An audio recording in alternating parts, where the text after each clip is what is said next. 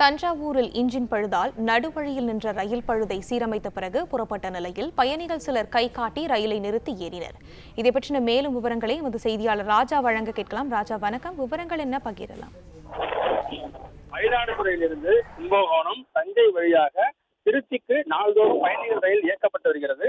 அதன்படி இன்று மயிலாடுதுறையிலிருந்து புறப்பட்ட ரயிலானது கும்பகோணம் அங்கிருந்து தஞ்சை ரயில் நிலையத்திற்கு சற்று முன்பாக சாந்தப்பிள்ளை கேட் என்ற பகுதிக்கு வந்த பொழுது எதிர்பாராத விதமாக என்ஜின் பழுது காரணமாக ரயில் நின்றது. இதன் காரணமாக பயணிகள் சற்று சிரமத்திற்கான உடனடியாக தஞ்சையில் இறங்க வேண்டிய பயணிகள் தண்டவாளத்தில் இறங்கி நடந்து சென்றனர். அதே நேரத்தில் என்ஜின் பழுது சீர் செய்ய முடியாத காரணத்தால் மாற்று என்ஜின் வரவழைக்கப்பட்டு ரயில் புறப்பட்டது. அப்பொழுது ரயிலில் பயணம் செய்த சில பயணிகள் பேருந்தில் பயணம் செய்வதற்காக இறங்கி தண்டவாளத்தில் நடந்து சென்றனர். அப்போது என்ஜின் பழுது சரி செய்யப்பட்டு ரயில் புறப்பட்டது.